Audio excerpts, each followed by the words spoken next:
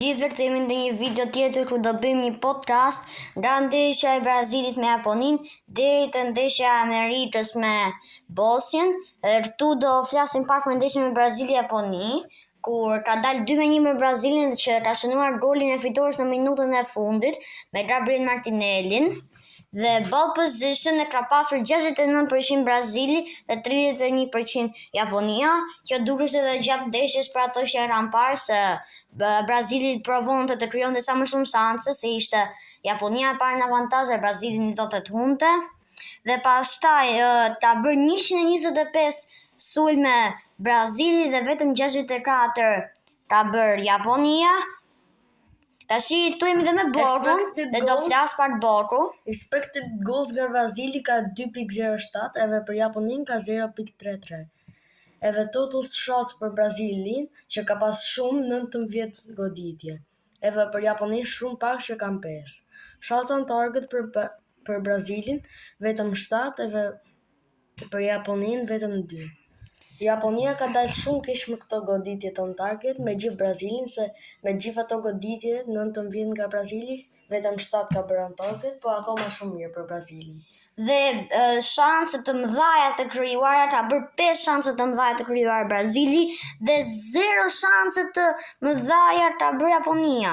Asnjë, që është një gjë shumë e keqme. Dhe offside vetëm një ka bërë Brazili dhe red card nuk ka pasur në këtë ndeshje. Dhe kjo ishte ndeshje që e dominonte Brazili dhe ai doli Japonisë erdhi nga një gabim i mbrojtjes Brazilit, që ashtu Brazili nuk e meritonte ta hante atë gol, por gjithsesi rëndësira që fitoi se edhe unë dhe Borku ishte me Brazilën.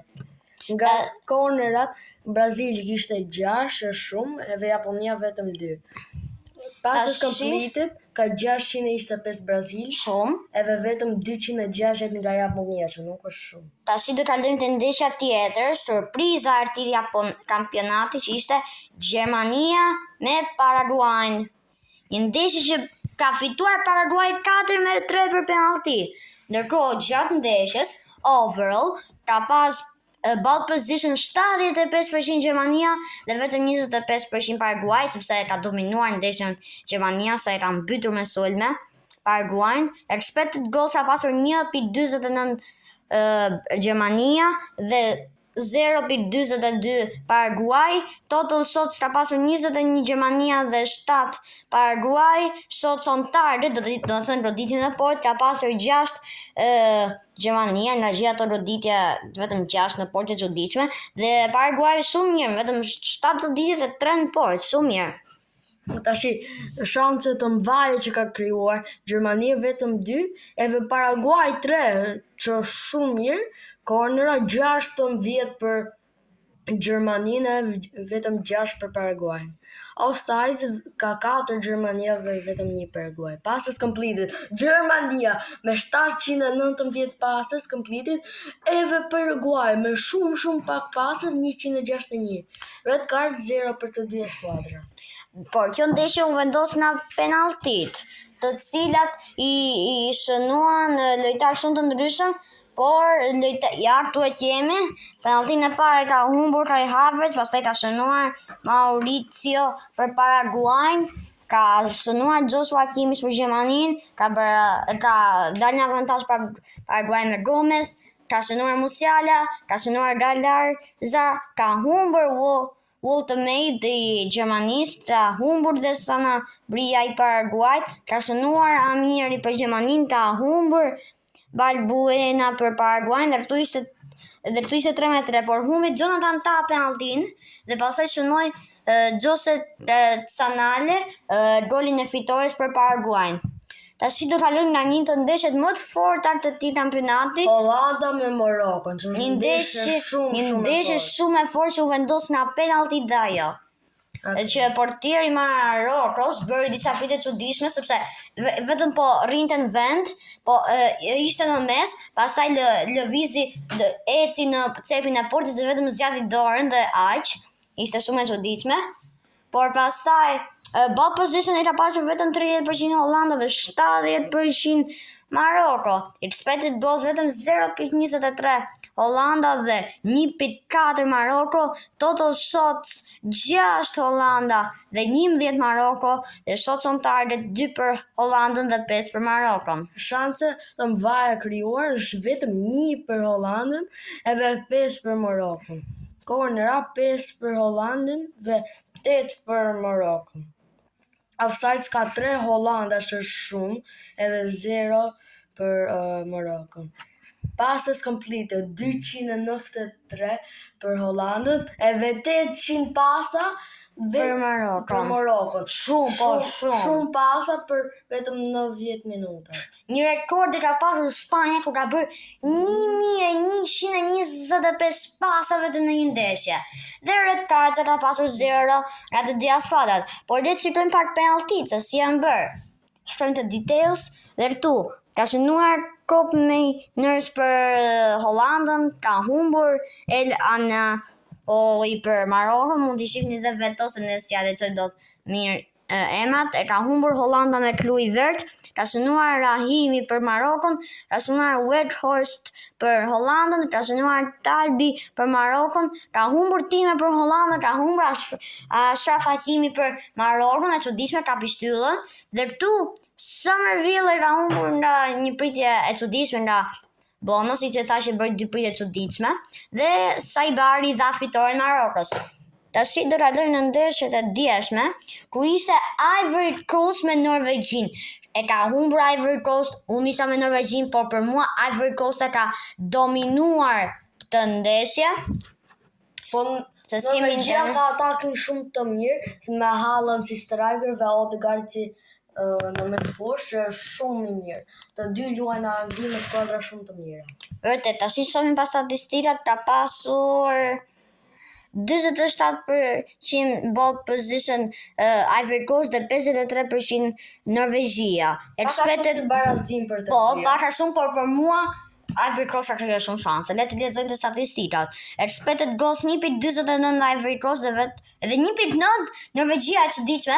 Ndoshta ato expected goals i ka krijuar Norvegjia në minutat e fundit, që me thënë drejtën, gjithë ndeshjen e dominoi Ivory Coast, po në 20 minutat e fundit Norvegjia ka qenë bombarduese në sulm. Total shots 14 Ivory Coast, ja këtu mund ta shikoni, dhe vetëm 9 Norvegjia. 5 shots on target Ivory Coast dhe edhe 4 Norvegjia, që nuk është keq për Alzuditës sa ka përgjithësi. Shansa të madhe që ka krijuar Ivory Coast, që është bërë fildish. Që është 3, edhe Norvegjia për 4, që ka bërë shumë nga 20 minutat e fundit. Corners ka marrë 14 Ivory Coast, edhe vetëm 3 për Norvegjin. Edhe Ivory Coast 2 offside, një lloj me Norvegjin. Edhe passes completed shumë shumë barabar. Shumë pak në të ndeshje pasa. Passes completed për Ivory Coast ka 339, edhe për Norvegjin ka 415. Që nuk janë shumë mirë, dhe red cards ka 0. Dhe këtu golat, nëse ju nuk i dini, ka shënuar i pari për Norvegjin Nusa me një super gol. Se unë e bojt e një nishim në plazh dhe e pam të një lokal. Ka shënuar një super banger dhe pastaj ka barazuar Diallo me një, ka dribluar 2 lojtar, sepse unë e pas ndoshta bojt e një se ka parë dot. Dhe e ka shënuar një super gol, dhe pastaj Erling Haaland për mua ishte goli më qyll, mund të them, në histori, sepse e ka pasuar Odegaard dhe Haaland në vend që t'i gjuajë dhe vetëm i erdhi topi te këmbët, edhe i ka gjuajtur aq lehtë sa përpara ka pritur portieri, edhe pse ishte me port bosh. Tash le të kalojmë të ndeshja, që të gjithë e dimë se kush do fitonte, Franca me Suedin, dhe unë e bojë një siç Franca edhe përpara në botror jemi me Francën dhe Portugalin, dhe sot i urojmë shpresa Portugalisë në orën 1 të natës. Shpresojmë që Ronaldo mos i shuhet shpresat për të kampionat. Është shumë e fortë. Kroacia është skuadër shumë e mirë. Vitin e kaluar doli vendi i tretë.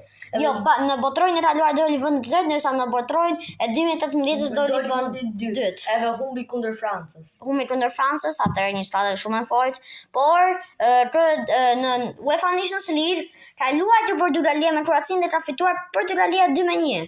Kjo është një farë se në 2025 është bërë UEFA Nations League. Tash I kalojmë te statistikat e Francës me Suedin. 61% ball position Franca dhe 39% Suedia.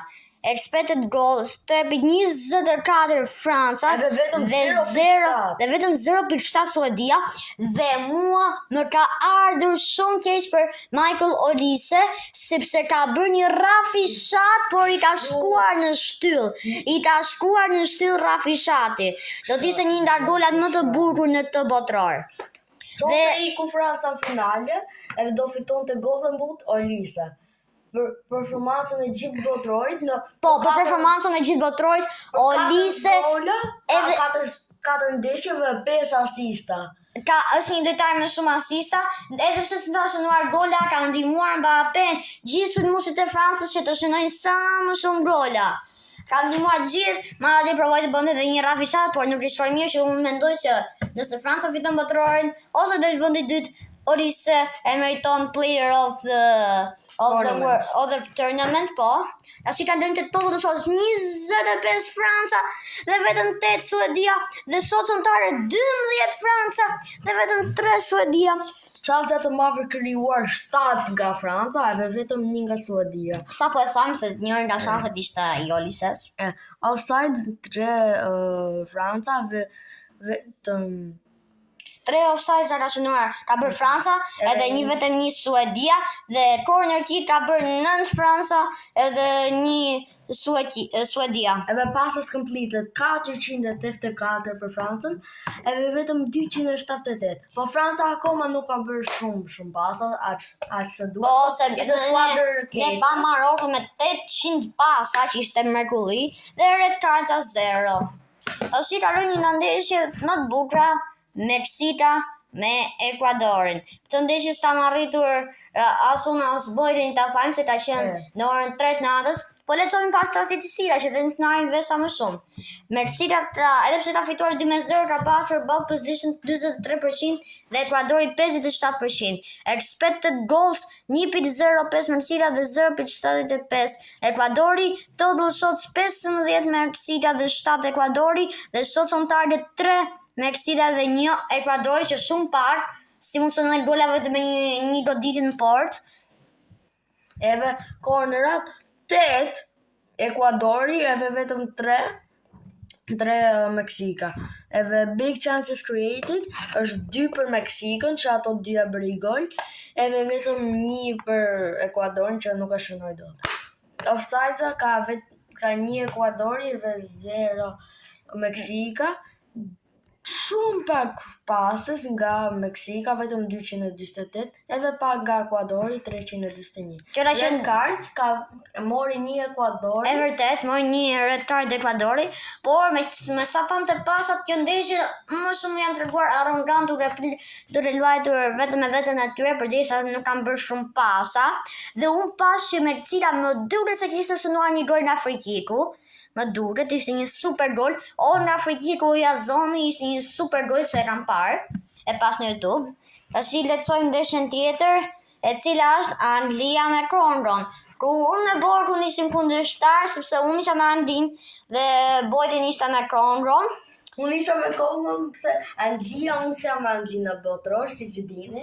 Po unë e dija që Anglia do fitonte, po desha një skuadër të vogël ta mund të Anglin. Se unë e dishin po them se gjithë bota që do fitonte Anglia. Se Anglia me atë skuadër që është aq e fortë, me atë mesfushën, me atë atakin, që kanë shumë të mirë, normale do fitonin. Po se di pse në pjesën e parë gjithmonë luan skuadra më e keqe shumë mirë, pastaj skuadra më mirë si Anglia në këtë rast ka luajtur shumë mirë në pjesën e dytë. Por neve do t'i japim dhe një notë shumë të lartë portierit të Kongos. Le të shohim se çfarë. Po ta shohim se sa 8.7 kanë bërë Kenin. Normalisht se bëri 2 gola. Po portierin unë jam edhe vetëm Pickford. Shumë pak Pickford, vetëm 5.3 nota e portierit të Anglisë, ndërsa e Kongos le të shohim. 6.9 për mua duhet ishte një disa 7.6 ose 7.8. Qofse mori një left winger për Kongon 7.2, portieri duhet kishte marrë shumë më shumë. E di. Portieri ishte më i mirë, ka bërë pritje vendimtare për Kongon. Po le të shojmë pas statistikat. Ball position e ka pas Anglia me 60% dhe Kongo me 40%. Expected goals 2.16 Anglia dhe 0.77 Kongo. Total shots 16 Anglia dhe edhe vetëm 7 Kongo. Shots on target 7 Anglia dhe vetëm 2 Kongo.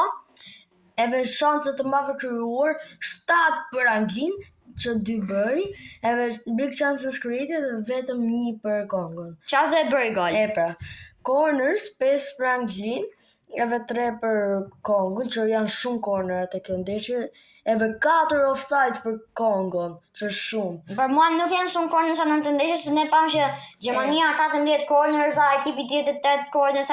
Tyra që një ndeshje jo me shumë rëditje në akrondi mendoj unë. Offsides e fam. Pasas që ka për 464, 68 për Anglin, edhe 299 për Kongon.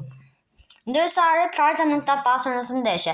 Le ta lënë të ndeshja tjetër, e cila më comeback më i burr që kanë bërë në historinë e futbollit, Belgjika kundër Senegalit. 1-2 gol. Comebacku më i mirë. E vërtet I botroj që kemi parë këtë gol. Dhe qëra që një comeback shumë i mirë për Belgjikën, se vetëm në 3 minuta shënoi 2 gola. Ta shqetësojmë pak statistikat e ndeshjes. Po unë them nuk është comeback më i mirë që ka ndodhur në histori si Modrini, po ka pas shumë më të mirë. Unë them që nuk është comeback më i mirë që ka ndodhur në histori të futbollit, se ka pas shumë të mira, por për këtë botrojnë që ka ndodhur deri tash, është comeback shumë i mirë për Belgjikën. Edhe që skuadra kaq e fortë ka bërë comeback shumë të mirë. Dhe ball position e ka pasur 52 Belgjika dhe 48 Senegal. Dhe expected goals ka pasur 1.78 Belgjika dhe 3.58 Senegali. Total shots ka pasur 19 Belgjika dhe edhe 19 Senegali, e çuditshme, dhe shots on target të dyja skuadrat kanë pasur 5 shots on target. Edhe big chances created është 3 për Belgjikën, që të treja e bëri gol, edhe 6 për Senegalin, që 2 nga ato bëri gol. Cornersat ka 4 Belgjika, edhe 2 për Senegalin. Offsides 2 Belgjika dhe 2 Senegali. Këto dy skuadra kanë luajtur shumë një lloj. Sepse sofin që ka pasur shumë gjëra një lloj. Tash passes completed, edhe prap një lloj kanë dalë. Passes completed 602 edhe 536. Red cards të dyja skuadrat me 0. E vërtet. Tashi po të shohim pak informacionet e tyre, të shohim pak notat, se ka qenë një ndeshje shumë e fortë. Këto janë notat për Belgjikën, që Tielemans ka shënuar 2 gola mos gaboj. Po, 2 gola Tielemans. I ka dhënë fitoren se skuadra me notën 9 e merituar. Edhe Courtois nuk ka bërë shumë mirë sot, nuk ishte bërë shumë mirë dje, mendoj unë. Mash portieri mirë duhet luaj pak më mirë kundër një skuadër. Ako me skuadër mirë është, po me skuadër ka. Senegali është një skuadër surprizuese, që të bën të friksohesh. Por Belgjika nuk e hënri presionin dhe arriti të kompletoj comeback. Unë them që duhet bënte pak më shumë pritje. E vërtet. Nësa Trossard 8 minuta është keq. Çojmë të Senegali. Lojtari më i mirë është edhe portieri i Senegalit ka dalë shumë keq. Ka dalë shumë keq portieri i Senegalit. 4.5. Ka është shumë keq. Dhe lojtari më i mirë të Senegalit ishte Sarr me 8.2, Mane 7.3, Diarra 7.4, edhe pas të tjerët shikojeni. Ja po ja dei pak. Tash i le të kalim të ndeshja tjetër, që ishte USA me Bosnjën. Një ndeshje spektakolare, nuk e kemi pasur kaq përsëri në orë të vona, por unë pash që Amerika kishte të shënuar një gol nga faulli në pranë zonës, kishte shënuar një super gol. Lecoj statistikat të shqip. Amerika ka luajtur shumë mirë në këtë. Edhe ka marrë një karton të kryq para se ç'ndodhte golin e dytë. Gjithashtu Bosnia nuk ka shfrytzuar të shans për të barazuar, por ka shënuar dhe Amerika të dytin. Po Bosnia një skuadër surprizuese, sepse ju e dini se ka mundi në play-offs, mundi Italinë.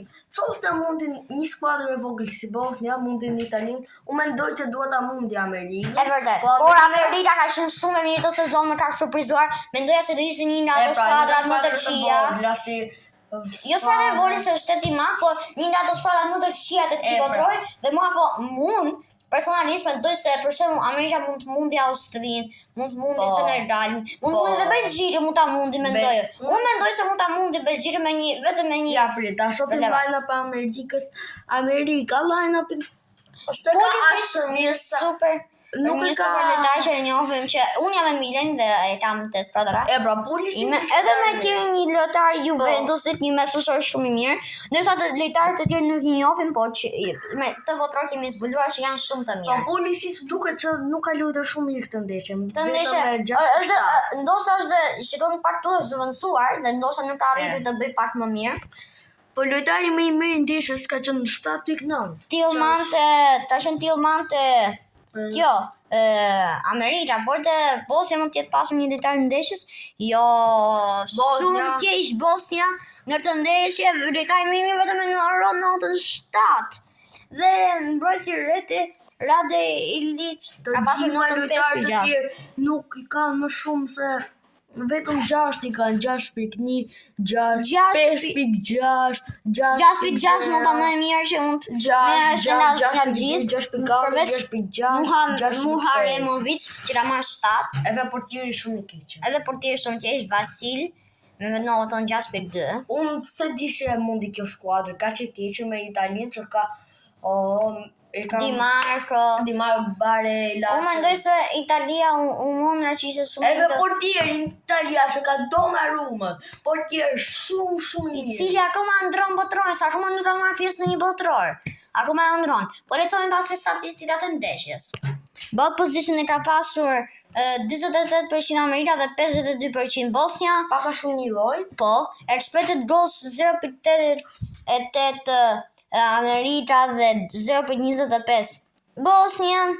Total shots, total shots 8 Amerika dhe 10 Bosnia. Shots on target dhe ditën e por 2 Amerika edhe 3 Bosnia. Dhe shanse të mëdha të krijuara 2 për Amerikën edhe 0 për Bosnjën. Edhe big chances created 2 për Amerikën që i ka shënuar të dyja, edhe 0 për Bosnjën që është shumë keq. 4 cornera dhe 3 cornera, 4 cornera për Amerikën dhe 3 cornera për Bosnjën. Offside ka 3 Amerika dhe 0 Bosnia. Passes completed shumë një lloj, 349 me 365. 365 ka pasur Bosnia dhe 349 Amerika, një ndeshje jo me shumë pasa kjo. Edhe një red card që ka marrë Amerika që dini. Po, strikerin atyre. Po, për strikerin, më fal, me vërtet me strikerin. Okej, për strikerin.